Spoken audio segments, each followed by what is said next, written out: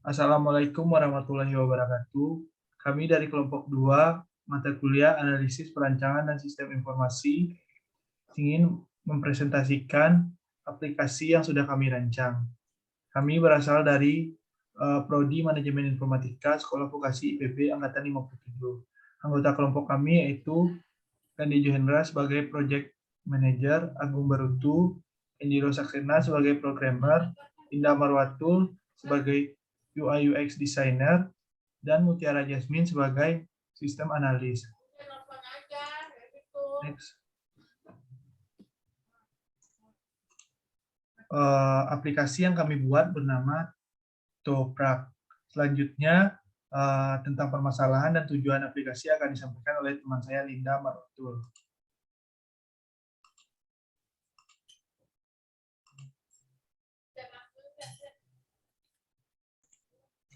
Permasalahan dalam aplikasi yang kami rancang ini, pada saat era globalisasi masa kini, pembelajaran bahasa Inggris sangat penting diberikan kepada anak sejak usia dini. Lalu pembelajaran bahasa Inggris ini yang tidak didukung oleh sarana dan prasarana yang baik tidak akan mencapai hasil belajar yang optimal. Konsep e-learning yang efisien dan hemat biaya, dengan latar belakang masyarakat yang tidak bisa berbahasa Inggris karena kurangnya sarana prasarana yang baik, maka kami termotivasi untuk membangun konsep pembelajaran online bahasa Inggris secara gratis.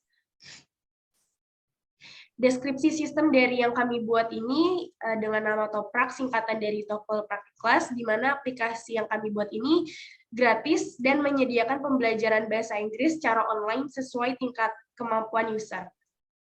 Tujuan dari aplikasi yang kami rancang ini, yang pertamanya ini untuk memudahkan user dalam belajar bahasa Inggris, lalu meningkatkan kemampuan user dalam TOEFL-nya. Selain itu ada keuntungan dalam aplikasi kami, yaitu mempermudah pelajar memahami bahasa Inggris, mempermudah pelajar menyimpan materi dan melihat perkembangan belajar, memiliki jam belajar yang fleksibel, dan mempermudah pelajar dalam mengetahui kemampuan TOEFL-nya. Selanjutnya akan dijelaskan oleh Agung. Needs kebutuhan fungsional, admin dapat login, dapat menambah e-modul, dapat melihat data user, dapat menghapus data user, dapat membuat kuis, dapat membuat ruang diskusi. Dan mentor dapat login, dapat mengakses sertifikat, dapat mengakses ruang diskusi, dapat menambah materi, dapat mengakses kuis setiap saat. Pelajar dapat login, dapat mengakses profil, mengerjakan tes kemampuan, mengakses e-modul, mengerjakan kuis berkala, mengakses ruang diskusi di waktu tertentu, mengakses bank soal dan kunci jawaban. Next. Needs kebutuhan non-fungsional, usability 1, user dapat menggunakan aplikasi ini 24 jam. 2, user mengerti cara menggunakan aplikasi dengan mudah. 3, langkah-langkah operasional perangkat lunak tersebut dapat dipelajari dengan mudah. Portability, aplikasi ini saat diinstal membutuhkan RAM 2 GB. Aplikasi ini sudah tersedia di semua perangkat. Perangkat lunak tersebut dapat dipasang atau diinstal dengan mudah. Reliability, aplikasi ini sudah diamankan dengan memastikan HTTP-nya sudah dibuat HTTPS. Saat mengakses proses, username harus melakukan login. Pengamanan ganda untuk user masuk ke sistem dengan masukkan PIN, sidik jari, dan wajah. Supportability, aplikasi harus user-friendly dari sisi user interface. Tombolnya jelas terlihat, ada alur prosesnya, dan lain-lain. Tampilan serta fitur-fitur yang jelas dan tidak menyulitkan. Penjelasan selanjutnya akan disampaikan oleh Mutiara Jasmine. Berikut adalah use case diagram dari admin. Admin dapat melakukan login, menambah modul elektronik, melihat data user, menghapus data user, menambah data user, membuat kuis, membuat ruang diskusi, membuat bank soal beserta jawabannya, dan juga membuat sertifikat. Next. Lalu ada use case diagram pelajar, di mana pelajar pertama login terlebih dahulu. Setelah login, dapat mengakses profil, mengerjakan tes kemampuan, mengakses modul elektronik, mengakses bank soal, mengakses kunci jawaban dari bank soal, mengakses ruang diskusi, mengerjakan kuis, serta mengakses sertifikat. Yang ketiga ada use case diagram dari mentor, yaitu yaitu mentor pertama melakukan login, lalu dapat mengakses profil, mengakses ruang diskusi, mengakses kuis, serta menambahkan materi. Selanjutnya ada kelas diagram. Yang pertama, kelas diagram admin. Berikut adalah kelas diagram dari admin, yaitu ada login, melihat data user, menambah dan menghapus data user. Menambah modul elektronik, membuat kuis, membuat ruang diskusi.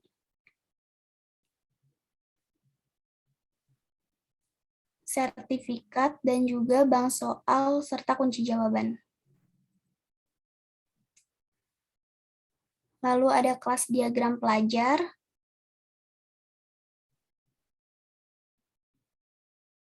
Ya, ini adalah kelas diagram dari pelajar, ada login, mengerjakan tes kemampuan, mengakses modul elektronik, mengakses bank soal dan kunci jawaban, mengakses kuis, mengakses sertifikat, mengakses ruang diskusi. Yang ketiga ada kelas diagram dari mentor. Sini ada login, ruang diskusi, menambah materi, mengakses kuis. Selanjutnya saya akan menjelaskan tentang activity diagram. Nah, pada gambar ini adalah activity diagram dari aplikasi yang kita buat. Next. Selanjutnya adalah entity relationship diagram atau ERD dari aplikasi yang kita buat. Lalu DFD level 0 dari aplikasi yang kita buat. Setelah itu DFD level 1 dari aplikasi yang kita buat. Dan selanjutnya DFD level 2 yang memiliki 3 DFD. Yang pertama DFD level 2.1, DFD level 2.2, dan DFD level 2.3. Selanjutnya penjelasan tentang mockup akan disampaikan oleh Kenjiro. Baiklah, selanjutnya yaitu desain user interface. Yang pertama yaitu saya akan menjelaskan untuk user. Untuk user terdapat beberapa fitur. Yang pertama yaitu splash screen. Yang di sebelah kiri yaitu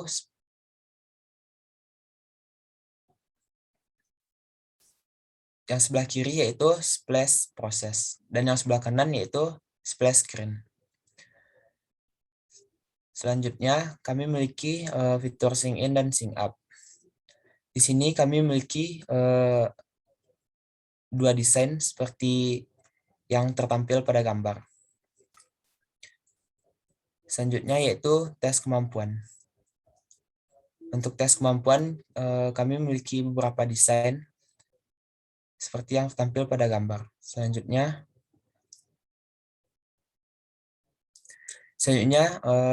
yaitu fitur menu.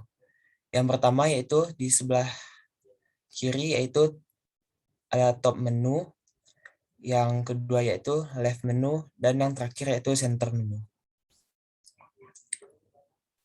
Selanjutnya yaitu untuk profil. Pada profil ini kita bisa melihat sertifikat seperti yang tertera pada gambar di sebelah kanan.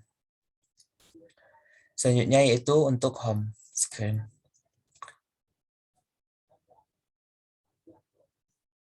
Next. Selanjutnya yaitu quiz list atau daftar quiz. Yang selanjutnya yaitu ruang diskusi. Di sini kami memiliki 3 desain.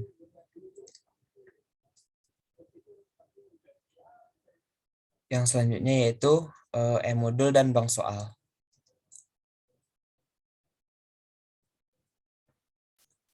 Selanjutnya untuk fitur chat kita memiliki 2 tampilan, yaitu yang mode light dan dark.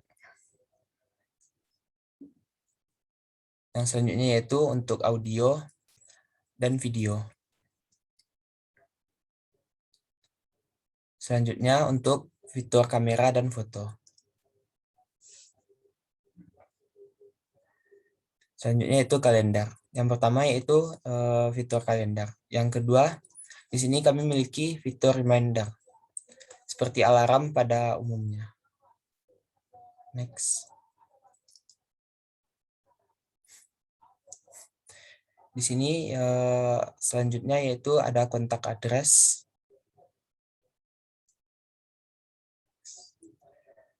Dan selanjutnya yaitu ada miss screen. Di sini kami memiliki beberapa fitur. Yang pertama yaitu passcode, seperti pola pada HP. Yang selanjutnya yaitu fitur share. Yang selanjutnya yaitu fitur valid ketika terjadi kesalahan saat mengupload ataupun pada proses. Jika proses gagal, maka tampilan yang akan keluar adalah seperti berikut. Yang di sebelahnya yaitu jika proses berhasil. Dan selanjutnya itu adalah fitur progress, dan di sebelahnya untuk proses. Yang di sebelahnya lagi yaitu confirm box dan search. Selanjutnya yaitu untuk admin.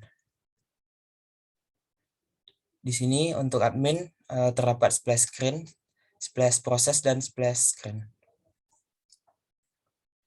Berikut adalah untuk fitur sync in dan sync up. Lalu ini ada fitur menu. Selanjutnya itu untuk profil dan sertifikat. Ini untuk tampilan dari home. Dan ini adalah tampilan untuk daftar kuis. Selanjutnya ini fitur untuk ruang diskusi.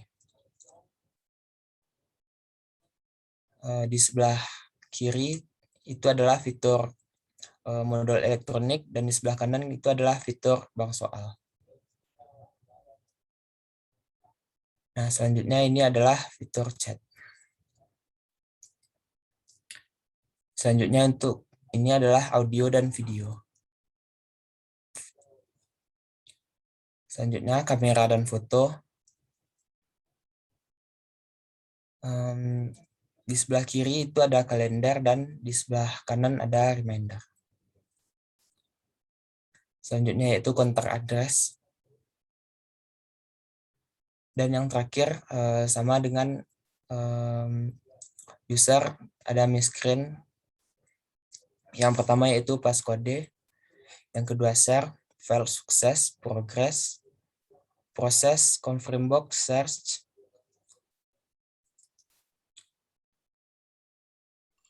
Sekian presentasi dari kelompok kami. Atas perhatiannya kami ucapkan terima kasih.